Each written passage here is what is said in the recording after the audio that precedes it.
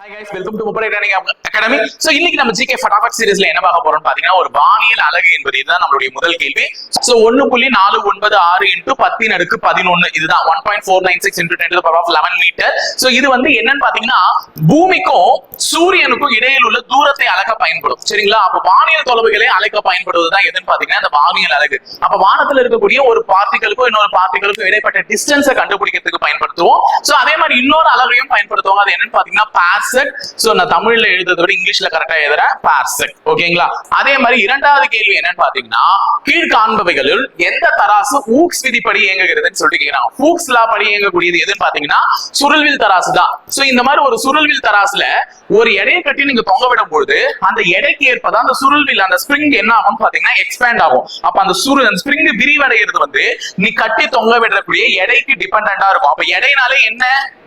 Newton. சரிங்களா? மாஸ்னா தான் kilogram, நிறைனா தான் கிலோகிராம். நல்ல ஞாபகம் வச்சுக்கோங்க. நிறையினுடைய அலகை தான் கிலோகிராம்ல மெஷர் பண்ணுவாங்க. எடையினுடைய அலகை எதுல தான் மெஷர் பண்ணுவாங்க? நியூட்டன்ல தான் மெஷர் பண்ணுவாங்க. சோ அது நியூட்டன்ல தான் சொல்லுவாங்க. அப்போ இந்த தராசுல தான் நம்ம எடையை வந்து மெஷர் பண்ண முடியும். சரிங்களா? அது ஞாபகம் வச்சுக்கோங்க. சுருள்வில் தராசு. அடுத்தது மூன்றாவது கேள்வி சரியான ஒன்றை தேர்வு செய்யுங்கன்னு சொல்லிட்டு இந்த மாதிரி யூனிட்ஸ் கொடுத்திருக்காங்க. இதுல எது சரி அப்படின்னு பாத்தீங்கன்னா 10^9 வந்து ஜிகான் தாங்க சொல்லுவாங்க. சரியா பொருந்தி இருக்கு. 10^15 வந்து ஃபெம்டோன்னு சொல்ல மாட்டாங்க, பீட்டான்னு சொல்லுவாங்க. மாத்தி கொடுத்திருக்காங்க. இந்த ஃபெம்டோ வந்து எதுன்னு பாத்தீங்கன்னா 10^-15. அப்ப இது ரெண்டும் மாறி இருக்கு. 10^15 பீட்டானும் 10^-15 ஃபெம்டோனும் சொல்லுவாங்க. அப்ப 10^12 வந்து டெரான்னு சொல்ல மாட்டாங்க. என்னன்னு சொல்லுவாங்கன்னா பிக்கோ அப்படின்னு சொல்லுவாங்க. அப்ப டெரானா என்னன்னா 10^+12 குறிப்பாங்க. சரிங்களா? இப்ப நான் உங்களை கேட்டு போறேன், நானோ எதை குறிப்பாங்க? சரிங்களா?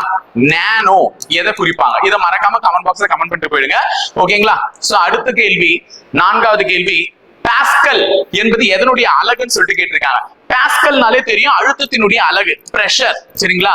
பிரஷரினுடைய அலகு தான் என்னன்னு பாத்தீங்கன்னா பாஸ்கல் அப்படின்னு சொல்லிட்டு கேட்பாங்க. சோ அது மட்டும் தான் அழுத்தத்தின் அலகானா? இல்ல, அழுத்தம் என்பது ஒரு ஏரியா மேல நீ கொடுக்கக்கூடிய விசை. அப்போ நீ ஒரு ஃபோர்ஸ் கொடுக்குற, அப்ப ஃபோர்ஸுக்கு இது வந்து நியூட்டன்.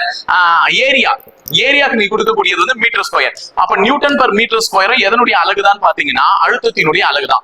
அழுத்தத்தினுடைய அலகுதான். அப்ப அழுத்தத்துக்கு ரெண்டு அலகு இருக்கு, ஒன்னு பாஸ்கல், இன்னொன்னு நியூட்டன் பர் மீட்டர் ஸ்கொயர். சரிங்களா? அடுத்தது ஐந்தாவது கேள்வி, விசையின் அலகு என்னன்னு சொல்லிட்டு கேக்குறாங்க. விசையின் அலகு எல்லாருக்குமே தெரியும், நியூட்டன். இப்பதான் சொன்னேன் விசையின் அலகு நியூட்டன் சொல்லிட்டு.